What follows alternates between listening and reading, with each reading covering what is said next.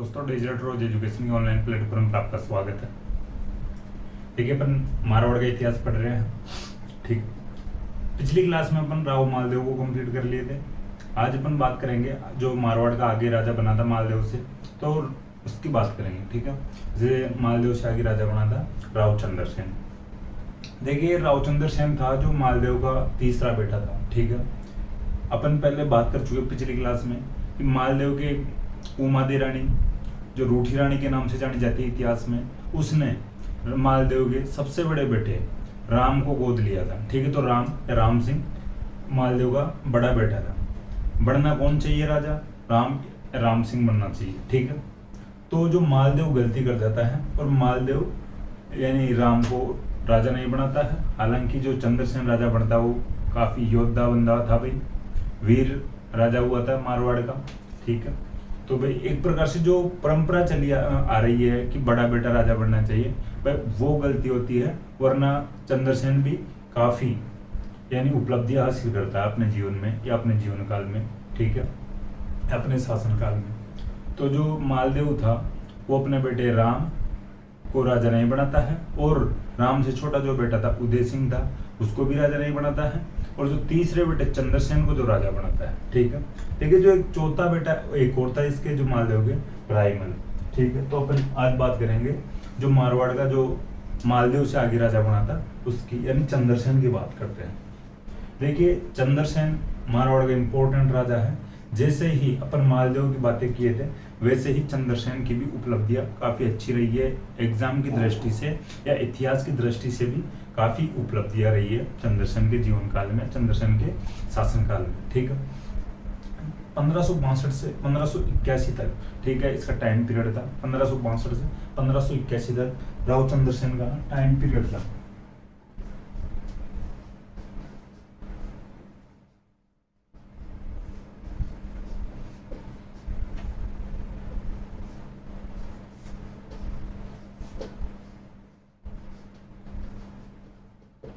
ठीक है,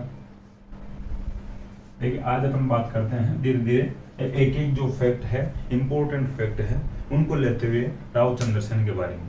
देखिए, राव चंद्रसेन के पिता का नाम थोड़ा ध्यान रख लेना, मालदेव था। इसकी जो इसकी माता थी चंद्रसेन की, झाली रानी स्वरूप दे।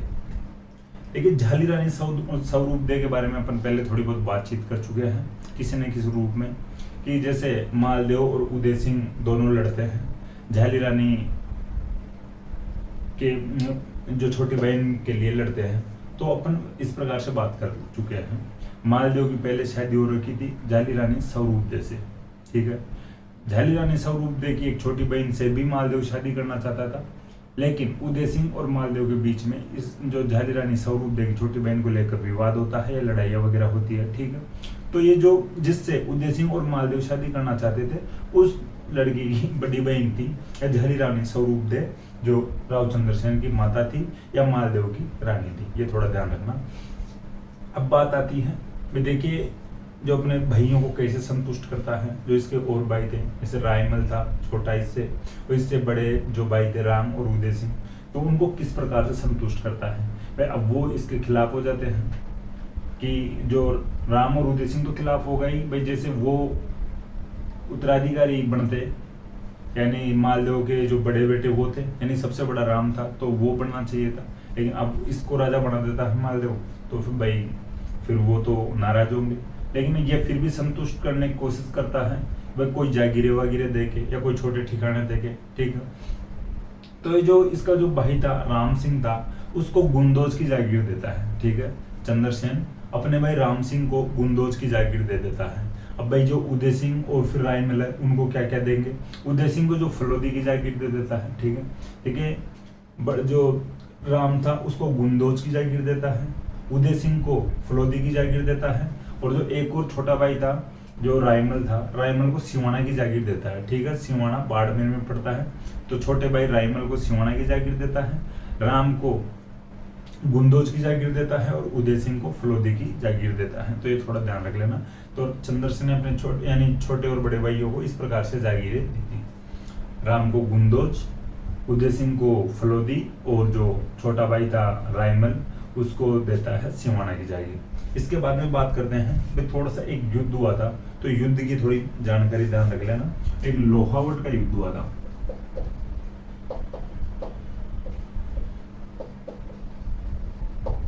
ये देखिए चंद्रसेन और इसके भाई उदय सिंह के बीच में हुआ था। अब देखिए थोड़ा सा ध्यान रख लेना, ये उदय सिंह मेवाड़ वाले की बात नहीं कर रहे हैं, चंद्रसेन का ही भाई है। ये उदय सिंह चंद्रसेन के बाद में मोटा राजा उदय सिंह के नाम से राजा बनता है जोधपुर का। तो अपन तो आगे बात करेंगे, नेक्स्ट क्लास में बात करेंगे, ठीक है, उदय सिंह की। और जो कुछ इस जो चंद्रसेन से रिलेटेड बातें हैं उदय सिंह की, तो उनकी बात अपन आज भी करेंगे। तो लोहावट का युद्ध होता है चंद्रसेन और उदय सिंह के बीच में, दोनों भाइयों के बीच में।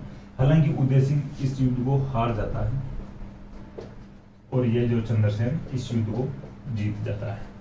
ये बात याद रख लेना कि कोई एग्जाम में पूछ ले कि लोहावट का युद्ध किन किन के बीच हुआ था, तो चंद्रसेन और उदय सिंह के बीच में हुआ था, मारवाड़ में हुआ था, ठीक है। तो ये लोहावट के युद्ध की बात कर लिए अपन। अब बात आती है कि भाई उदय सिंह अब क्या एक्शन लेता है। उदय सिंह चंद्रसेन से हार जाता है, चंद्रसेन से लड़ नहीं पाता है, फिर आगे तो उदय सिंह अब बड़ी शक्ति के पास जाएगा, किसी भी कोई शक्ति होगी या कोई भी जो पावरफुल रियासत होगी उसके पास जाएगा कि सहायता लेने के लिए, कि मेरी जो सहायता कोई भी चंद्रसेन के खिलाफ कर सकता है। तो उस समय कोई बड़ी शक्ति थी तो अकबर थी। तो उदय सिंह अकबर के पास चले जाता है, ठीक है। उदय सिंह लोहावट के युद्ध में हारने के बाद में अकबर के पास चले जाता है, ठीक है। तो ध्यान रखना। अब अकबर क्या एक्शन लेता है, तो अकबर भाई डायरेक्ट खुद तो आता नहीं है, ठीक है, डायरेक्ट खुद तो आता नहीं है। और अकबर एक अपने सेनापति को भेजता है, ठीक है। अकबर का जो सेनापति का नाम था हुसैन कुली खान।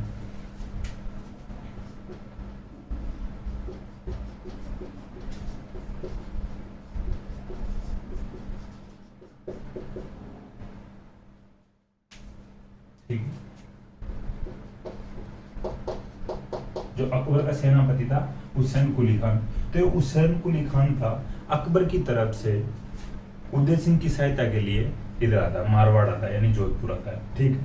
तो ये आक्रमण करता है अकबर की तरफ से उदय सिंह की सहायता करते हुए, ठीक है। भाई अकबर के पास उदय सिंह सहायता के लिए चले जाता है, तो अकबर अपने सेनापति हुसैन कुली खान को भेजता है कि जा तू उदय सिंह की सहायता कर और चंद्रसेन पर आक्रमण कर या मारवाड़ पर आक्रमण कर, ठीक है। ये बात है 1564 के आसपास, ठीक है। जो ये उदय सिंह की सहायता के लिए अकबर का सेनापति हुसैन कुली खान आता है, जो है 1564 की आसपास की बात है, ठीक है। अब बात आती है हुसैन कुली खान मारवाड़ या जोधपुर पर आक्रमण करता है, चंद्रसेन भाग जाता है, ठीक है। पर चंद्रसेन की पार नहीं पड़ती हुसैन कुली खान के आगे, भाई कोशिश करता है लड़ने की, लेकिन यहाँ से भाई साइड में हो जाता है चंद्रसेन। तो चंद्रसेन है बहादुराजू में चले जाता है, ठीक है। बहादुराजून है जालोर में है, ये थोड़ा ध्यान रखना। तो हुसैन कुली खान मारवाड़ पर आक्रमण करता है, चंद्रसेन बहादुराजून जालोर में चले जाता है। देखिए चंद्रसेन जोधपुर से बहादुराजून चले जाता है, ये थोड़ा ध्यान रखना। भाई कहाँ से जाता है बहादुराजून, तो पहले जोधपुर में था, तो जोधपुर से बहादुराजून चले जाता है हुसैन कुली खान के आक्रमण के बाद में। अब बात आती है कि अकबर 1570 में नागौर दरबार का आयोजन करवाता है, ठीक है। देखिए नागौर दरबार की अपन अलग से बात करेंगे अभी।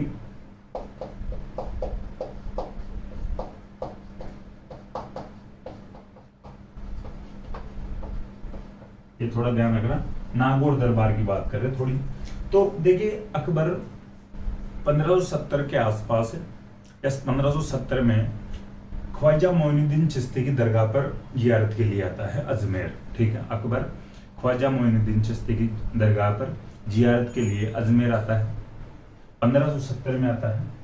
1570 में ही भाई जो जियारत करके फिर नागौर की तरफ आता है अकबर, नागौर दरबार का आयोजन करता है अकबर, यह नागौर दरबार लगाता है अकबर।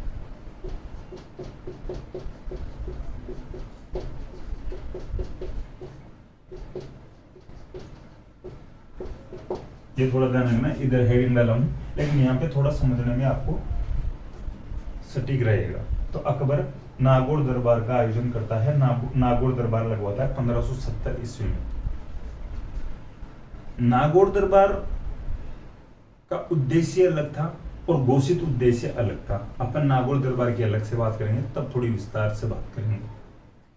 नागौर दरबार जो राजस्थान इन नागौर दरबार में अकबर अब क्या एक्शन लेता है या जो क्या करता है, क्या डिसीजन लेता है, भाई क्या इसकी रणनीति थी नागौर दरबार को लेकर। अकबर चाह रहा था कि भाई मैं राजस्थान के सभी राजाओं को इनवाइट करूं और जो मैं नागौर में दरबार का आयोजन कर रहा हूँ, नागौर में दरबार लगा रहा हूँ, इस दरबार में राजस्थान के सभी राजा उपस्थित हों। तो यह ऐलान करवाता है, इनवाइट भेजता है राजस्थान के सभी राजाओं के पास कि आप सभी आइए, मेरे से बातचीत कीजिए, मुझे आपसे बात करने की आवश्यकता है, मैं चाहता हूं कि आप बातचीत करें मेरे से, ठीक है। तो राजस्थान के काफी राजा आते हैं नागौर दरबार में 1570 में। राव चंद्रसेन भी नागौर दरबार में जाता है 1570 में। अब बात आती है कि जो अकबर राजाओं को बुला लेता है, जो इनका मुख्य उद्देश्य था अकाल राहत कार्य, मुख्य जो इसका उद्देश्य रखा गया था नागौर दरबार का, अकाल राहत कार्य करवाना रखा गया था। और जो अकबर का मानसिक और जो मुख्य उद्देश्य था नागौर दरबार लगवाने का, वो था राजस्थान के राजाओं को अपनी अधीनता स्वीकार करवाना, ठीक है। दो उद्देश्य बता रहा हूँ। एक तो जो फॉर्मेलिटी के लिए जो उद्देश्य घोषित किया गया था, तो वो किया गया था कि अपन मिलकर अकाल राहत कार्य करवाएंगे, ठीक है। और जो अकबर दिमाग से खेल खेल रहा था, अकबर के जो दिमाग में चल रहा था, वो ये उद्देश्य था कि राजस्थान के सभी राजाओं को मैं दरबार में बुलाऊं और सभी राजाओं को यानी हो सके जहां तक मैं मेरी अधीनता स्वीकार करूं, ठीक है। इस दरबार में काफी राजा आते हैं, राजस्थान के और भी राजा आते हैं, अपन एक एक की बात करेंगे जो इंपॉर्टेंट होंगी। तो चंद्रसेन खुद भी जाता है। चंद्रसेन का भाई पहले से उदय सिंह नागौर दरबार में उपस्थित रहता है, ठीक है। नागौर दरबार में जो इससे हारकर पहले से अकबर के पास में चले गया था उदय सिंह, तो उदय सिंह नागौर दरबार में रहता है, हाजिर रहता है पहले से ही। राव चंद्रसेन भी जाता है, भाई चलो ठीक है, अपने को बातचीत करने के लिए बुला रहा है। और भी जैसे बीकानेर वाले भी आते हैं, जैसलमेर का हर्राज भी आता है, ठीक है। तो थोड़ा ध्यान रखना। अब बात आती है कि अकबर जो पूरी बातचीत कर लेता है, जो नॉर्मल अकाल राहत कार्यों की बात भी कर लेता है फॉर्मेलिटी के लिए, लेकिन जो खुद का मुख्य उद्देश्य था वो सबके सामने रखता है कि आप कौन कौन मेरे से संधि करना चाहते हो, और मैं चाहता हूं कि आप लोग या सभी राजा मेरे से संधि कर लो। फालतू में खून खराबे से कोई मतलब नहीं है, लड़ाइयाँ वड़ाइयाँ नहीं करेंगे, अपन युद्ध नहीं करेंगे और शांति व्यवस्था स्थापित करेंगे, शांति व्यवस्था कायम रखेंगे। अब देखिए, संधि करने के लिए जो चंद्रसेन का भाई था उदय सिंह पहले ही हाथ खड़ा कर देता है कि भाई मैं आपसे संधि करने के लिए तैयार हूँ। और भी राजा करते हैं, एक एक की बात करेंगे। फिलहाल अपन उदय सिंह की, चंद्रसेन की और अकबर की बात कर रहे हैं, ठीक है। तो उदय सिंह पहले ही हाथ खड़ा कर देता है, तो चंद्रसेन को लगा यार, अब जब मेरा भाई इससे संधि करने के लिए तैयार हो गया है, तो मैं संधि करके क्या कर लूंगा, मुझे क्या प्राप्त होगा, मुझे कुछ नहीं मिलेगा इस संधि करने से। भाई जब पहले से उदय सिंह अकबर की शरण में है, अकबर की हेल्प के लिए अकबर के दरबार में है, यानी अकबर से हेल्प प्राप्त करने के लिए या सहायता प्राप्त करने के लिए अकबर के दरबार में है, तो अकबर उदय सिंह की हेल्प करेगा, मेरे से संधि करके भी वो मेरी हेल्प नहीं करेगा। तो जो चंद्रसेन को इस प्रकार का अविश्वास होता है अकबर के ऊपर, और ये चंद्रसेन दरबार में बिना मुलाकात के, बिना बातचीत किए हुए अकबर से वापस यानी दरबार से निकलकर आ जाता है, ठीक है। कहने का मतलब यह है कि चंद्रसेन नागौर दरबार में अकबर से बिना मुलाकात किए वापस जोधपुर आ जाता है, ठीक है। तो ये ध्यान रखना। जोधपुर ने ये इधर भादराजून आ जाता है। जोधपुर से तो पहले ही भादराजून आ चुका था, तो नागौर दरबार में भादराजून से गया था और नागौर दरबार में बिना बातचीत किए हुए वापस भादराजून आ जाता है। अकबर को लगता है यार अब ये तो थोड़ी सी ज्यादा हो गई, ये जो मारवाड़ का राजा है, इसका जो बड़े भाई है, छोटे भाई है, वो इससे खिलाफ हो रखे हैं और ये इसके खिलाफ होकर मेरे पास आए हुए हैं सहायता के लिए, और ये भाई अलग ही टोन में रहता है, ये अलग ही ईगो में जा रहा है।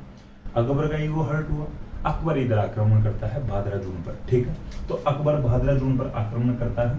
देखिए जो अकबर भादरा जून पर आक्रमण करता है तो फिर भाई राव चंद्रसेन भादरा जून से भी निकल जाता है, ठीक है। अब भादरा जून से निकलकर अब ये कहां पर जाए, भादरा जून से निकलकर अब ये जाता है सिवाना पर, सिवाना जाता है, ठीक है। भादरा जून से निकलकर जो राव चंद्रसेन सिवाना चले जाता है।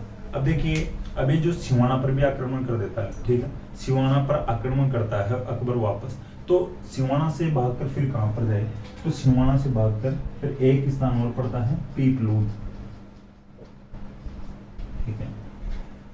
चंद्रसेन यानी पहले जोधपुर से भादरा जून आता है, भादरा जून पर भी अकबर नागौर दरबार के बाद में आक्रमण कर देता है, तो भादरा जून से भागकर चंद्रसेन सिवाना चले जाता है।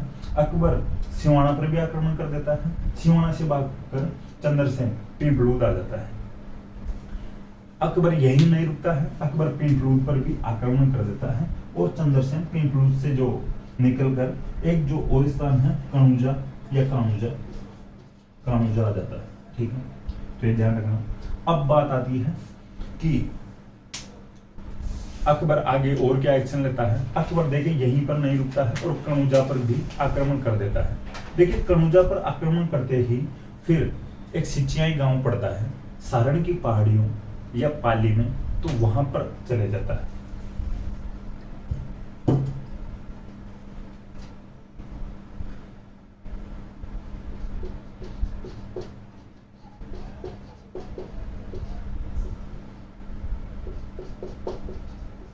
ठीक है, ये जो सिचियाई गांव है जो पाली में है, तो मैं यहां पे लिख देता हूं।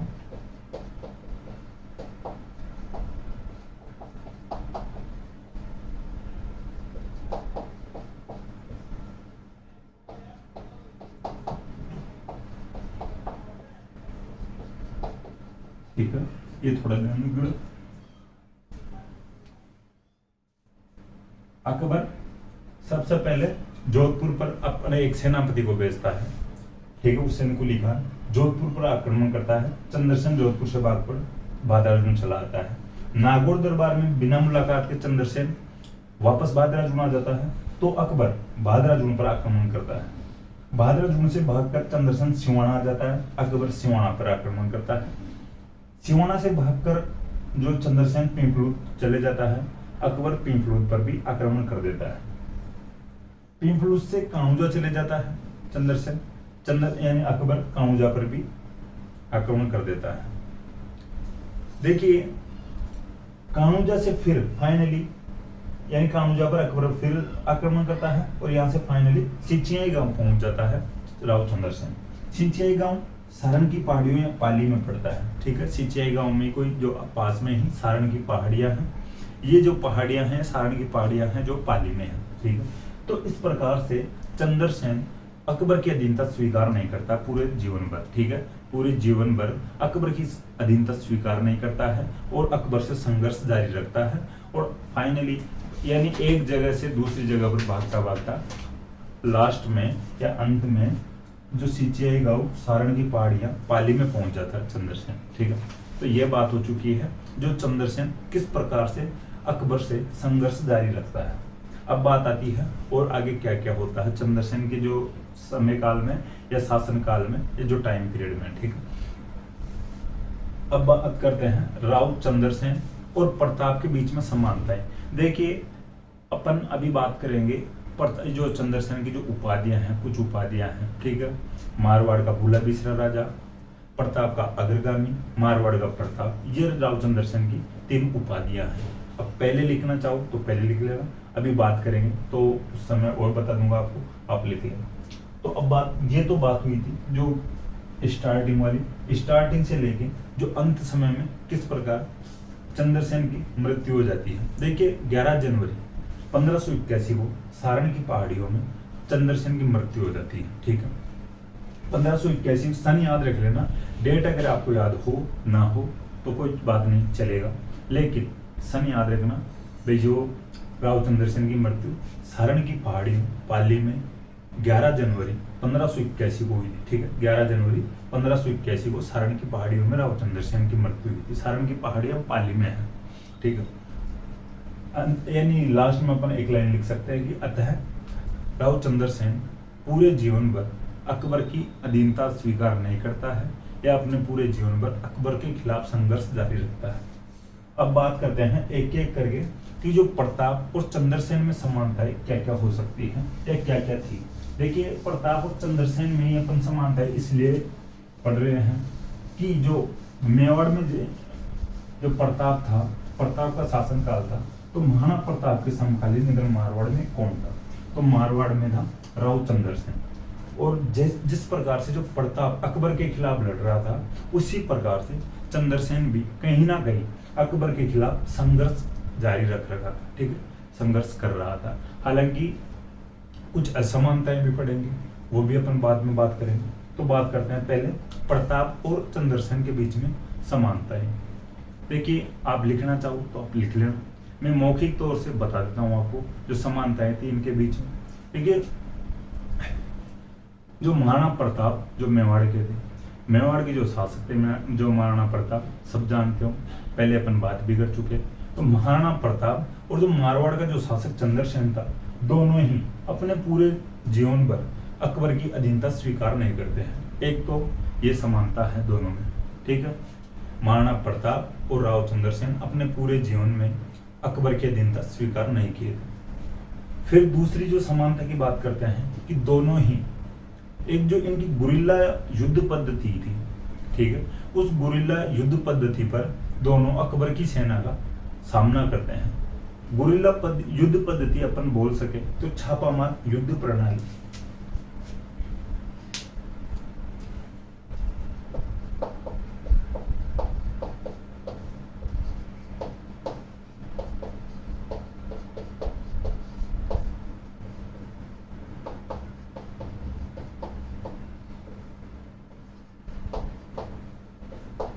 ठीक है,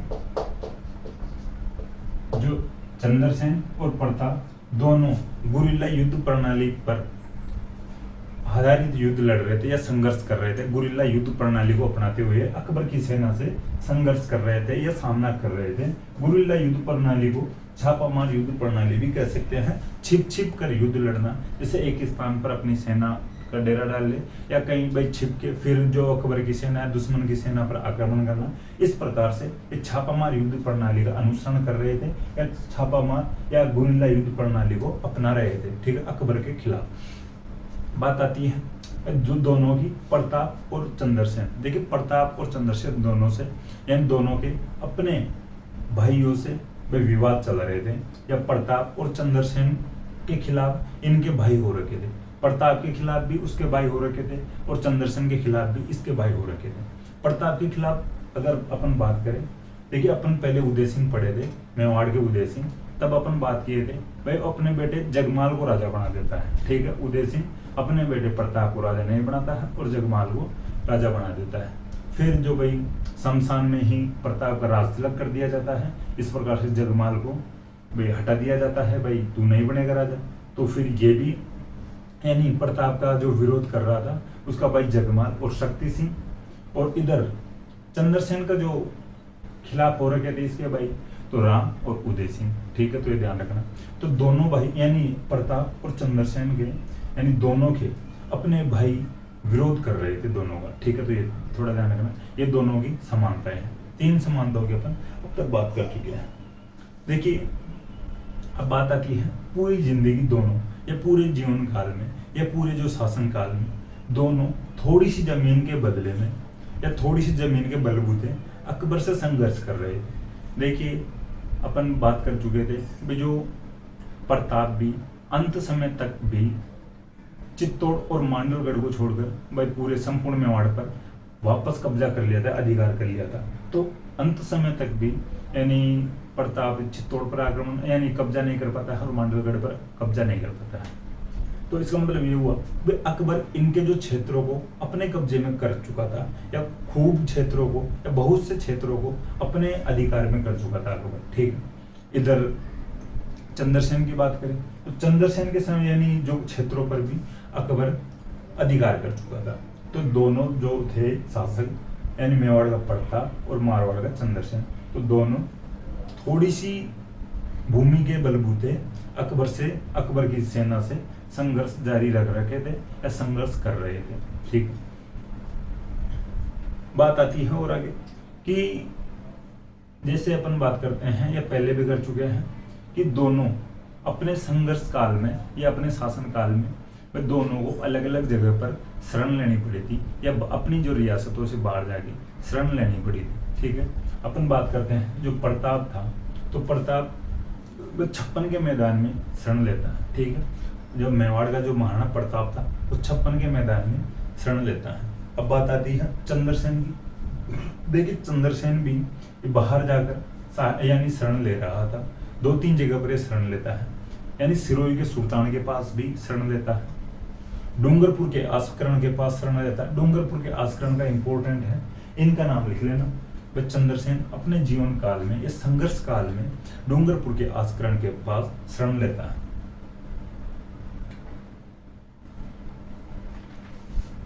बांसवाड़ा का प्रताप सिंह शासक था, तो बांसवाड़ा के प्रताप सिंह के पास भी ये शरण लेता है चंद्रसेन। ठीक है, तो प्रताप तो 56 के मैदान में शरण लिया था और ये चंद्रसेन था डूंगरपुर के आस्करण के पास ले रहा था, सिरोही के सुल्तान के पास शरण लिया था, बांसवाड़ा के प्रताप सिंह के पास शरण लिया था। ठीक है, तो ये तो हो चुकी है बातें समानता की।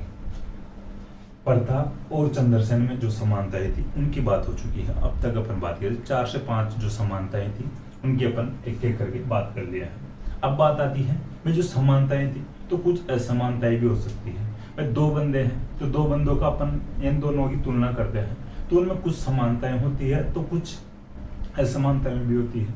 वो ये थोड़ी ना कि भाई जो पूरे विचार है सभी विचार एक जैसे हो दोनों के, कुछ ना कुछ विचार या कुछ ना कुछ जो परिस्थितियां तो अलग हो सकती है दोनों की। ठीक है, अब बात करते हैं असमानताओं की। तो आप हेडिंग डाल लेना प्रताप और चंद्रसेन की।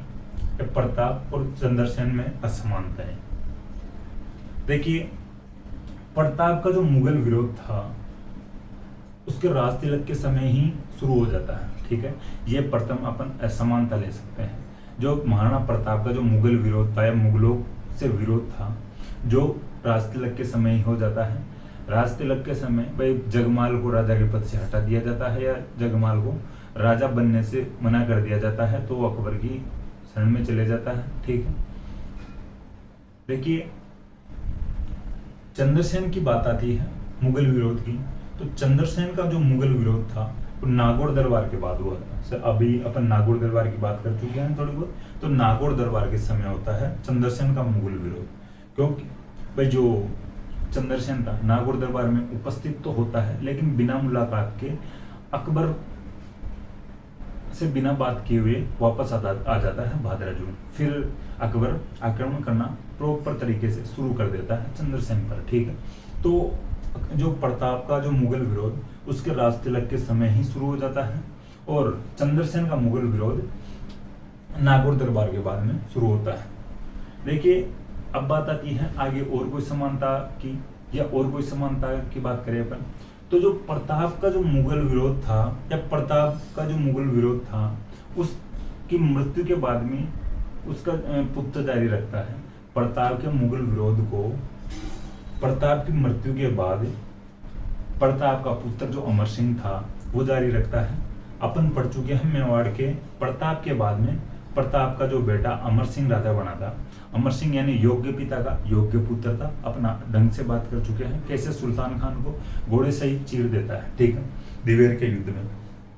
तो सीधी सी बात यह है कि प्रताप के मुगल विरोध को प्रताप का पुत्र अमर सिंह प्रताप की मृत्यु के बाद में भी जारी रखता है। ठीक है, लेकिन चंद्रसेन ऐसा नहीं कर पाया था। चंद्रसेन का जो मुगल विरोध था चंद्रसेन की मृत्यु के साथ ही समाप्त हो जाता है। ठीक है, तो ये एक असमानता है दोनों में कि प्रताप का मुगल विरोध उसका पुत्र अमर सिंह जारी रखता है लेकिन राव चंद्रसेन का मुगल विरोध इसकी मृत्यु के साथ ही समाप्त हो जाता है। देखिए बात आती है कि जो प्रताप जो कुछ युद्धों में या ज्यादातर युद्धों में खुद दुश्मन की सेना से सामना कर पाता है। जैसे अपन बात करते हैं हल्दी घाटी युद्ध और दिवेर का युद्ध। हल्दी घाटी युद्ध में भी प्रताप खुद उपस्थित होता है और जो अकबर से सामना खुद करता है, ठीक, अकबर की सेना से खुद सामना करता है। लेकिन चंद्रसेन ऐसा कोई युद्ध नहीं कर पाया था कि डायरेक्ट अकबर की सेना से खुद लड़ ले, ठीक है, ये ध्यान रखना। यानी प्रताप अकबर का प्रत्यक्ष सामना करता है हल्दी घाटी और दिवेली युद्ध में, लेकिन चंद्रसेन ऐसा नहीं कर पाता है। देखिए फिर बात आती है कि प्रताप ने अपना एक स्थायी केंद्र भी बना लिया था चामुंड को, ठीक है, यानी प्रताप अपना एक स्थायी केंद्र स्थापित कर लेता है जो चामुंड था, लेकिन ऐसा कोई स्थायी केंद्र स्थापित चंद्रसेन नहीं कर पाता है, ठीक है। तो ये भी एक असमानता में देख सकते हैं, ये भी एक असमानता के रूप में देख सकते हैं कि प्रताप चामुंड को अपना स्थायी केंद्र स्थापित करता है, लेकिन राव चंद्रसेन ऐसा नहीं कर पाता है। जो ये अपन असमानताएं पढ़े हैं, लेकिन इन असमानताओं के बावजूद भी अपन राव चंद्रसेन को मारवाड़ का प्रताप कह सकते हैं, ठीक है।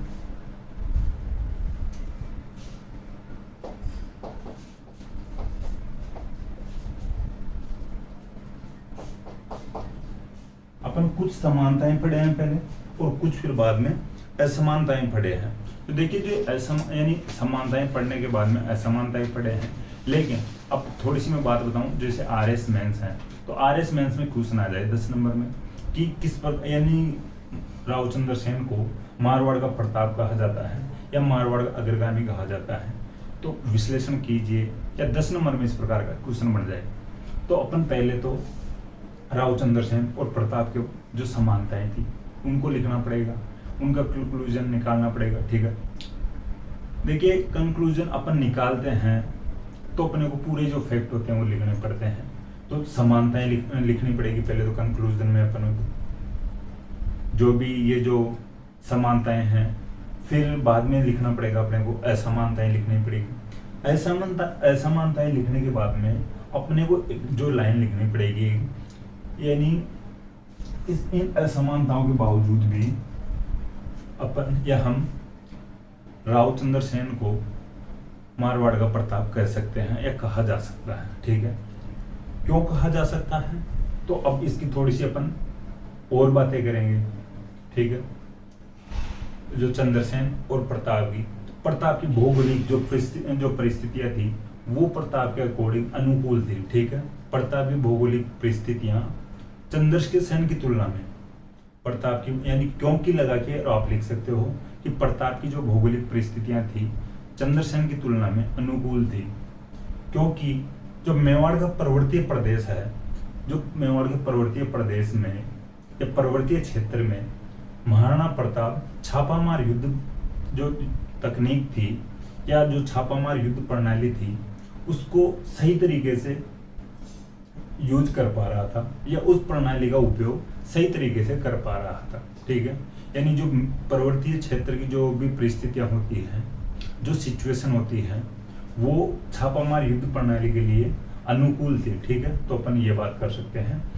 और ऐसा भाई चंद्रसेन के साथ में नहीं होता है, भाई मारवाड़ में तो पर्वतीय क्षेत्र था ही नहीं, भाई समतल मैदान था, तो जो छापामार युद्ध प्रणाली थी इसका अनुसरण सही तरीके से राव चंद्रसेन नहीं कर पा रहा था, ठीक है। एक तो ये अपन अच्छा कारण बता सकते हैं भाई अपन क्यों राव चंद्रसेन को इन असमानताओं के बाद में भी मारवाड़ का प्रताप कह सकते हैं, क्योंकि मेवाड़ का जो पर्वतीय प्रदेश में छापामार युद्ध प्रणाली का अनुसरण महाराणा प्रताप सही कर पा रहा था राव चंद्रसेन की तुलना में, और राव चंद्रसेन मारवाड़ के मैदान में छापामार युद्ध प्रणाली का अनुसरण सही तरीके से नहीं कर पा रहा था। जो इसकी भौगोलिक परिस्थितियां थी जो अनुकूल नहीं थी चंद्रसेन की, और महाराणा प्रताप की जो भौगोलिक परिस्थितियां प्रताप के अनुकूल थी, ठीक है।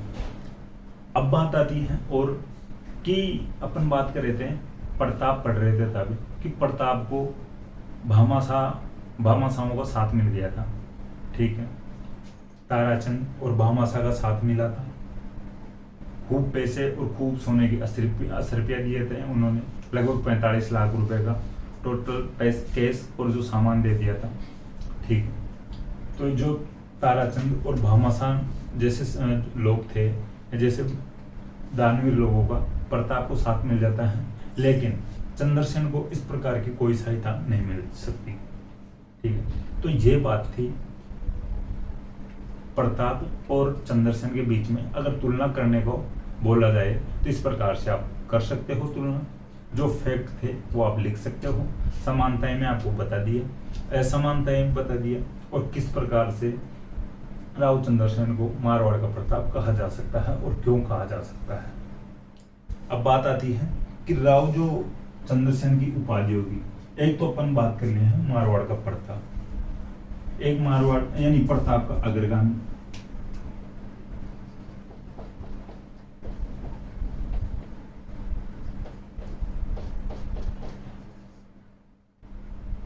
एक उपाधि है मारवाड़ का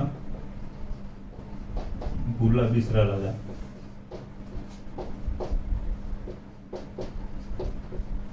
देखिए, जो उपाधियों की भी मैं बात बताऊं किस प्रकार से अभी उपाधियां दी गई थी। उपाधियां भाई हर किसी को ऐसे ही थोड़ी दी जाती है, हर किसी को थोड़ी बोल सकते हैं भाई मारवाड़ का तू प्रताप है या तू जयपुर का प्रताप है। ठीक है, ऐसे थोड़ी बोल सकते हैं, कुछ ना कुछ तो खूबियां होती है, तुलना करने लायक भी कुछ बातें होती है या विशेषताएं होती हैं।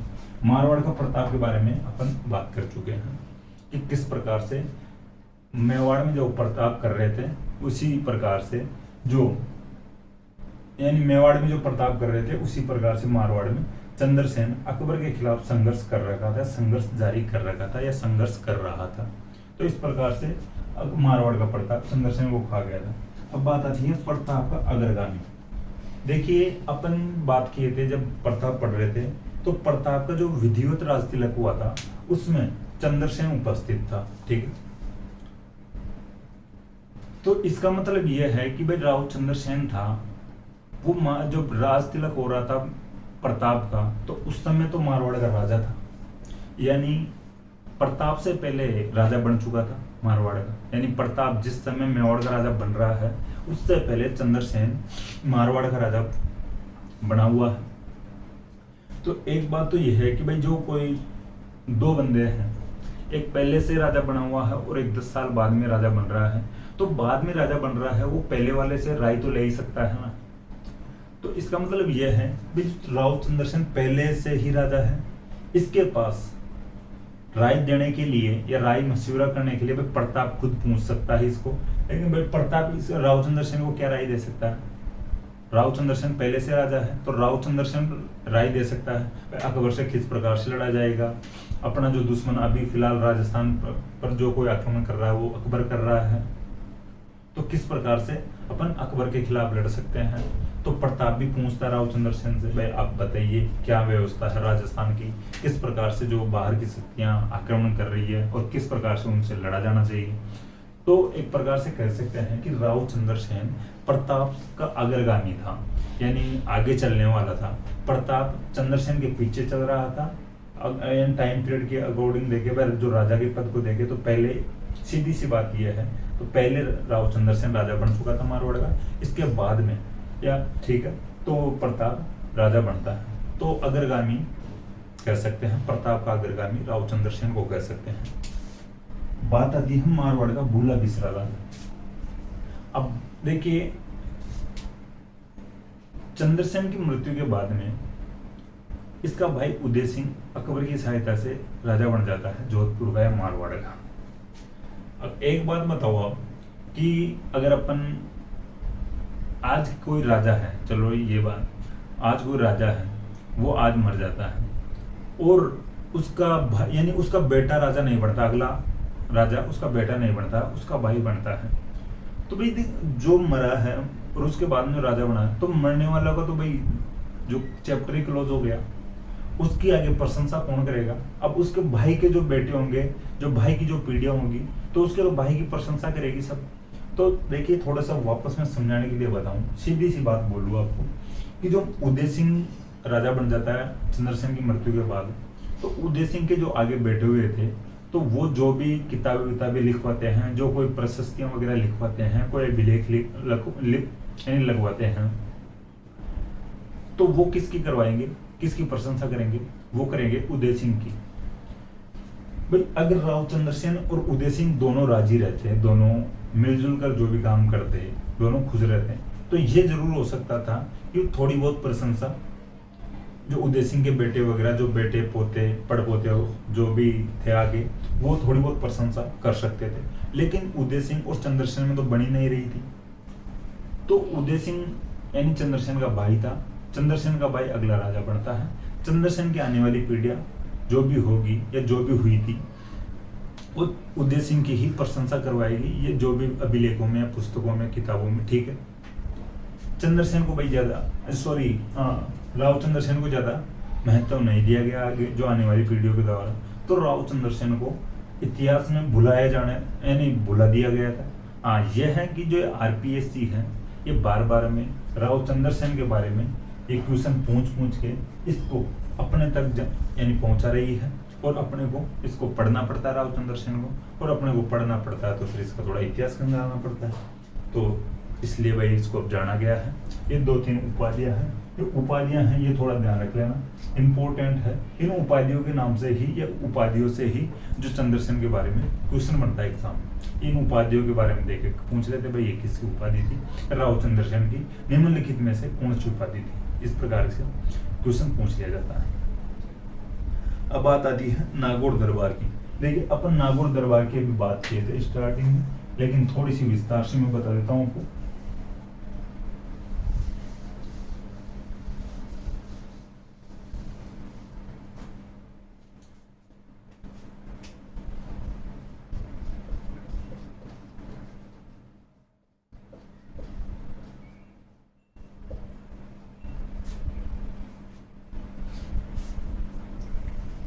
देखिए नागौर दरबार होता है 1570 में, हम पहले वैसे बात कर चुके हैं। 1570 ईस्वी में नागौर दरबार का आयोजन अकबर करवाता है। इसका जो उद्देश्य रखा गया था या घोषित उद्देश्य तो था अकाल राहत कार्य करवाना।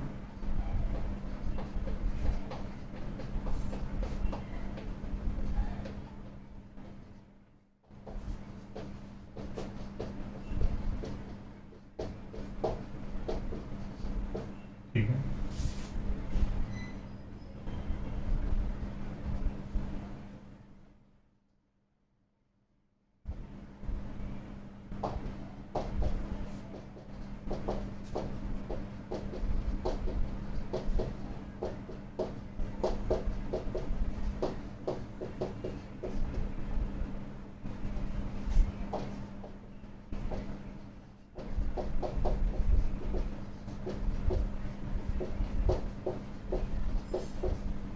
ठीक है। ये जो नागौर दरबार का आयोजन अकबर 1570 में करवाता है। इसका घोषित उद्देश्य था अकबर का कि अकाल राहत कार्य करवाएंगे, और उसका मुख्य उद्देश्य था राजस्थान के राजाओं को अकबर की अधीनता स्वीकार करवाना।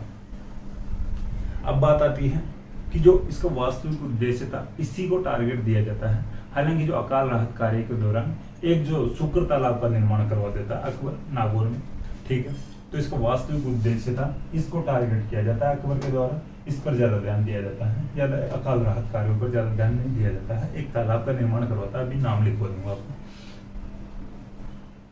अब बात कर लेता है अकबर इन राजस्थान के राजाओं से, भाई मेरे से आप संधि कौन कौन करना चाहते हो, और इस प्रकार की जो बातें होती है, संधि की बातें होती है, अधीनता स्वीकार करवाने की बातें होती है। और अपने यानी शुरुआत में थोड़ी बहुत बात कर लेते, भाई चंद्रसेन अधीनता स्वीकार नहीं करता, संधि नहीं करता है, बाधाजून वापस आ जाता है।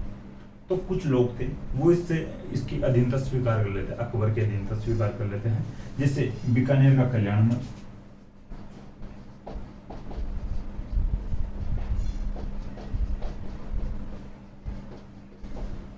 एक जैसलमेर का जो शासक था हर्षराज था, और जो मारवाड़ का था उदय सिंह था, ठीक है, ये तो अधीनता स्वीकार कर लेते हैं। ये जो उदय सिंह था जो चंद्रसेन का भाई था, ये अधीनता स्वीकार कर लेते हैं। एक ये थोड़ा फैक्ट लिख लेना, जब नागौर दरबार का आयोजन जब करवाया था अकबर, नागौर में शुक्र तालाब का निर्माण करवाया था।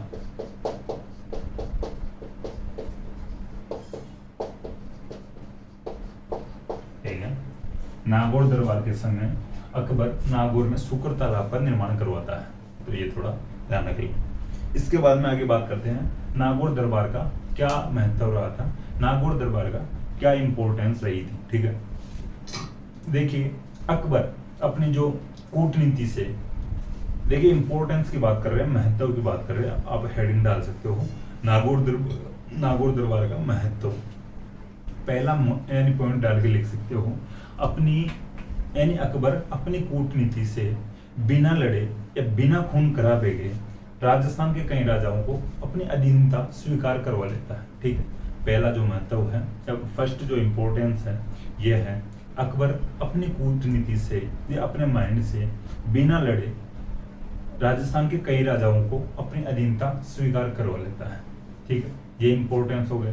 अब जो सेकंड इंपॉर्टेंस या दूसरा जो महत्व को पॉइंट अगर लिखना चाहते हैं अपन या बात करें आगे, तो ये भी लिख सकते हैं कि जैसे नागौर दरबार के बाद राजस्थान के राजा दो भागों में बढ़ जाते हैं। ठीक है, जैसे नागौर दरबार के बाद में जो राजस्थान के राजा थे वो दो भागों में बढ़ जाते हैं।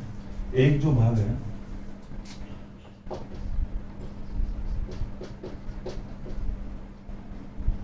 मुगल सहयोगी राजा थे, यानी एक भाग तो मुगल सहयोगी राजाओं का हो गया था और एक भाग हो गया था मुगल विरोधी राजाओं का।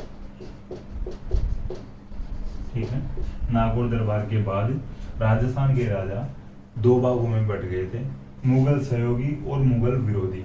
अब बात आती है मुगल सहयोगी, तो मुगल सहयोगी तो जैसे आप एग्जाम्पल के तौर पे इनको लिख सकते हो, मुगलों का सहयोग ये कर रहे थे बीकानेर वाला कल्याणमल, जैसलमेर वाला हर्राल और मारवाड़ वाला उदय सिंह। ठीक है, अब बात आती है मुगल विरोधी राजाओं की, तो मुगल विरोधी राजाओं के बारे में लिख सकते हो, चंद्रसेन लिख सकते हो, मेवाड़ का प्रताप लिख सकते हो, सिरोही का सुल्तान लिख सकते हो और बांसवाड़ा का प्रताप सिंह लिख सकते हो। अपन पहले बात कर चुके हैं। तो जो अकबर के खिलाफ थे वो तो मुगल विरोधी में हो गए, और जो अकबर यानी अकबर का सहयोग कर रहे थे, अकबर की अधीनता स्वीकार कर लेते हैं, वो हो जाते हैं मुगल सहयोगी। ये इंपॉर्टेंस हो गई। आस्करण भी आप एग्जाम्पल में लिख सकते हो विरोधियों के, ठीक है, मुगल विरोधी हैं प्रताप, आस्करण, सुल्तान, चंद्रसेन, ठीक है, प्रताप सिंह जो बांसवाड़ा का था। तो इस प्रकार से ये जो इम्पोर्टेंस है। देखिए एक जो इम्पोर्टेंस और है, थोड़ी इम्पोर्टेंट है, वो भी थोड़ा ध्यान रख लेना, समझ लेना आप, कि अब नागौर दरबार के बाद में राजस्थान में मुगल आश्रित जो राजा थे इनकी श्रृंखला शुरू हो गई थी। ठीक है, मुगल या नागौर दरबार के बाद राजस्थान में मुगल आश्रित राजाओं की यानी मुगल डिपेंडेंट राजाओं की जो श्रृंखला थी वो शुरू हो गई थी, या ये जो श्रृंखला थी ये प्रारंभ हो गई थी। अब ये कैसे प्रारंभ होती है ये मैं आपको थोड़ा समझा। जैसे मुगल आश्रित राजाओं की श्रृंखला प्रारंभ हो जाती है कि अब आगे जो राजा होंगे वो मुगल निर्धारित करेंगे भाई अगला राजा कौन बनेगा। जैसे एग्जाम्पल के तौर पे अगर देखें, जैसे आमेर का राजा मर जाता है या आमेर के राजा की मृत्यु हो जाती है, आमेर के राजा का निधन हो जाता है, तो अब मुगल निर्धारित करेंगे या मुगल बताएंगे कि अगला राजा कौन होगा। मुगलों को पूछना जरूर पड़ेगा एक बार। अगर उनकी अधीनता स्वीकार कर लेते हैं, उनसे संधि कर लेते हैं, तो संधि अधीनता का मतलब यही था कि उनके अधीन रहकर अपन शासन कर रहे हैं। देखिए जो राजा योग्य हो या नहीं हो, अगर योग्य होगा तो भी मुगलों को एक बार पूछना पड़ेगा। तो इसका मतलब ये हुआ कि मुगलों पर आश्रित जो राजाओं की श्रृंखला प्रारंभ हो गई थी, इन मुगलों को पूछकर आगे राजा बनेंगे, मुगल निर्धारित करेंगे आगे राजा। भाई औपचारिक और एक अनौपचारिक होता है। भाई औपचारिक भाई सीधे से बनते आ रहे हैं, भाई कोई भी राजा को अपने को सबको पता है भाई वो राजा बनेगा, लेकिन उसके लिए भी पूछना तो मुगलों को पड़ेगा। तो इस प्रकार से जो इनके बीच में अभी संध्या वगैरह हो गई थी, तो ये जो बातें होने लग गई थी, ये जो बाधित था भाई करना ऐसा या पूछना मुगलों को। ठीक है, जैसे बीकानेर का राजा बना था राय सिंह आगे, तो बीकानेर का जो राय सिंह राजा बना था तो अकबर बनाता है, ठीक है, राय सिंह को राजा। ठीक है, अब आगे थोड़ी सी राय सिंह की बात और करेंगे भी। तो ये बात हो चुकी है, यानी नागौर दरबार के बाद मुगल यानी राजस्थान में मुगल आश्रित राजाओं की श्रृंखला प्रारंभ होती है। अब एक इंपॉर्टेंस और लिख सकते हैं आगे, वो सभी जो संध्या वगैरह होती है, जो अधीनता स्वीकार करवा लेती हैं दूसरी शक्ति, किसी जो छोटी शक्तियों को, या कोई भी रियासत को, तो एक चीज हर जगह होती है, शांति व्यवस्था कायम। ठीक है, जैसे अकबर यानी मुगलों के बीच में और जो राजस्थान के जो राजा थे, इनके बीच में संधियां हो जाती है या संधि हो जाती है, या ये जो राजस्थान के जो राजा थे जो अकबर की अधीनता स्वीकार कर लेते हैं, तो ये अधीनता स्वीकार करने के बाद में भाई युद्ध नहीं होंगे, लड़ाइयाँ भी नहीं होगी, यानी युद्ध और लड़ाइयाँ भाई नहीं होगी। तो फिर भाई युद्ध और लड़ाइयाँ नहीं होगी तो फिर क्या करें, तो कम से कम शांति तो है, फिर कोई जो सांस्कृतिक जो गतिविधियां हैं उनको बढ़ावा देंगे लोग। ठीक है, तो इस प्रकार की जो बातें हैं ये इंपॉर्टेंस में लिख सकते हैं कि भाई जो राजस्थान में शांति व्यवस्था भी स्थापित होती है जिससे सांस्कृतिक गतिविधियों को बढ़ावा मिलता है। ये बात हो चुकी है जो चंद्रसेन के जो टाइम पीरियड की, शासनकाल की। इसके साथ ही अपन ज्यादातर बात किया है जो समानताएं और असमानताओं की, तो मेवाड़ से तुलना करवाए हैं। मेवाड़ में भी स्पेशल अगर देखा जाए तो प्रताप की यानी महाराणा प्रताप की। थोड़ी सी बात जो सुल्तान की भी कहते, जो इसके साथ में सुल्तान भी अकबर का यानी खिलाफ संघर्ष कर रहा था, सिरोही का सुल्तान। ठीक है, तो ये थोड़ा ध्यान रख लेना। अब बात आती है कि जो नागौर दरबार के समय जब अकबर ने नागौर दरबार लगाया था, वो कल्याणमल के जो दो बेटों को अपने साथ ले जाता है। ठीक है, कल्याणमल के जो दो बेटे थे राय सिंह और पृथ्वीराज, तो राय सिंह और पृथ्वीराज को अकबर अपने साथ ले जाता है। पृथ्वीराज अकबर के दरबार में एक बहुत ही अच्छा कवि हुआ था, उसकी एक पुस्तक भी पृथ्वीराज की वेली कृष्ण रुक्मणी। ठीक है, वेली कृष्ण रुक्मणी पृथ्वीराज की पुस्तक है। जो पृथ्वीराज बीकानेर के कल्याणमल का बेटा था, कल्याणमल का एक अन्य बेटा था राय सिंह, तो राय सिंह को भी अपने साथ अकबर ले जाता है। देखिए, जब राय सिंह यानी राय सिंह बीकानेर का राजा बनता है, उससे पहले अकबर राय सिंह को यानी कल्याणमल के बेटे राय सिंह को जोधपुर का प्रशासक नियुक्त करता है। ठीक है, अपॉइंट करता है कि तू जोधपुर को संभाल, यानी बीकानेर का राजा बनने से पहले राय सिंह जोधपुर का प्रशासक बनता है। ठीक है, देखिए जोधपुर का जो प्रशासक बनता है राय सिंह 1572 से 1574 तक बनता है, 1572 to 74। ठीक है, तो ये थोड़ा ध्यान रखना। 1572 से 1574 तक बीकानेर का जो कल्याणमल का बेटा राय सिंह जोधपुर का प्रशासक बनता है, अकबर उसको प्रशासक नियुक्त करता है। ठीक है, और जो राय सिंह के एक भाई पृथ्वीराज को भी अपने साथ ले जाता है अकबर, और अकबर के दरबार में वो कविता और उसकी पुस्तक वेली कृष्ण रुक्मणी थी या वेली कृष्ण रुक्मणी है। देखिए, अब बात आती है कालांतर में जब चंद्रसेन की मृत्यु हो जाती है, तो चंद्रसेन की मृत्यु होती है 1581 में सारणी की पहाड़ियों पाली में। अब भाई चंद्रसेन की मृत्यु हो गई 81 में, 1581 में, तो फिर अकबर जोधपुर को खालसा घोषित कर देता है। ठीक है,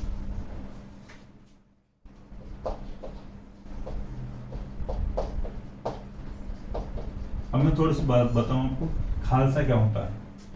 यानी 1581 में राव चंद्रसेन की मृत्यु होती है सारण की पहाड़ियों पाली में, यानी 81 में जोधपुर को अकबर खालसा घोषित कर देता है। खालसा होता है, खालसा भूमि होती है केंद्र के अधीन भूमि जिस पर अधिकार केंद्र का हो। तो उस समय केंद्र कौन, जो भी बड़ी शक्ति होगी जो राज कर रहा है उसके वो केंद्र, यानी दिल्ली वालों के पास, यानी दिल्ली केंद्र था, आज भी दिल्ली केंद्र है।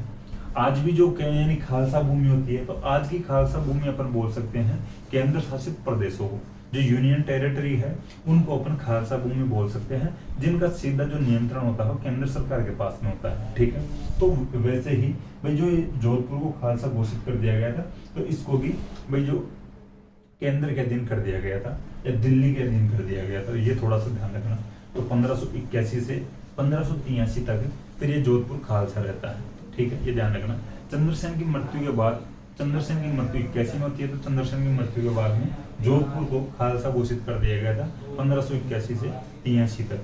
1572 से 74 तक जो प्रशासक नियुक्त किया गया था जोधपुर का, जो राय सिंह को किया गया था, कल्याणमल का बेटा था। ठीक है, कल्याणमल का अन्य बेटा पृथ्वीराज भी था। ठीक है, अपन यहाँ तक बात कर चुके हैं। अब बात आती है 1583 में जो चंद्रसेन का जो फिर भाई था उदय सिंह, वो मोटा राजा उदय सिंह के नाम पर अगला राजा बनता है।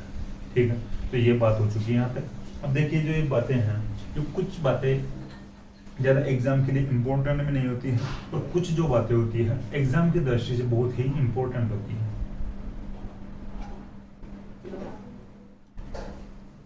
अब बात आती है थोड़ी सी, अब एक क्लास तो कंप्लीट हो चुकी है अपनी। देखिए जो रावचंद्र सेन है वो इम्पोर्टेंट राजा है मारवाड़ का। इससे पहले अपन मालदेव पढ़े थे, वो भी इम्पोर्टेंट राजा। और जो अपन जो फर्स्ट क्लास अपनी थी मारवाड़ की, तो उसमें जो स्टार्टिंग वाले जो राजाओं की बात किए थे, तो उनसे यही जो फैक्ट बनते हैं एग्जाम की दृष्टि से, भाई किस राजा, कौन सा राजा भाई राठौड़ वंश का शासक था, नागनेची माता की मूर्ति कौन लाता है, कहाँ पर स्थापित करवाता है, कौन कौन राजा किस प्रकार से अपनी राजधानियां बदलते हैं, ठीक है, मेवाड़ से किस तरह के संबंध थे इनके और किस प्रकार से गठबंधन करते हैं। और जो मालदेव था, मालदेव के अच्छे से अपन बात कर चुके हैं, लगभग सभी फैक्ट आ गए अपनी जो पिछले वाली क्लास में। पूरी क्लास ही मालदेव पर आधारित रही थी।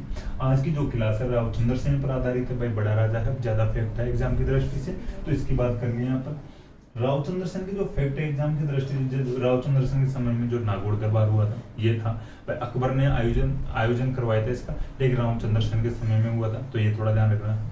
जो मारवाड़ का जो पहला जो राजा था, जो अकबर के दिन था, मुगलों के दिन था, स्वीकार करता है, तो फिर जो चंद्रसेन का भाई था उदय सिंह, तो उसकी भी अपन बात कर लिए हैं। तो उदय सिंह जो था, तो लेकिन उदय सिंह की जो अपन विस्तार से बात करेंगे नेक्स्ट क्लास में, अगला राजा उदय सिंह ही बनता है, ठीक। तो ये बातें थी, और तो ऐसी कोई बात रही नहीं है चंद्रसेन के बारे में। देखिए मैंने आरएस लेवल तक बताया आपको। आरएस में जैसे कोई बड़ा क्वेश्चन आता है, मेंस की बात कर रहा हूँ मैं, तो मेंस में भी कोई बड़ा क्वेश्चन आ जाए 5 नंबर 10 नंबर, उसमें भी अपन कर सकते हैं जो मैंने फैक्ट बताए आपको। तो आप देख, पढ़ना आपको पड़ेगा, ठीक है, कंक्लूजन आपको करना पड़ेगा, जो मुख्य मुख्य फैक्ट आप किस प्रकार से दर्शा सकते हो, कॉपी में किस प्रकार से लिख सकते हो, वो आपको तैयार करने पड़ेगी। जो कहानी है वो मैं आपको बता दिया पूरी, ठीक है। तो अपन नेक्स्ट क्लास में मिलते हैं। Thank you.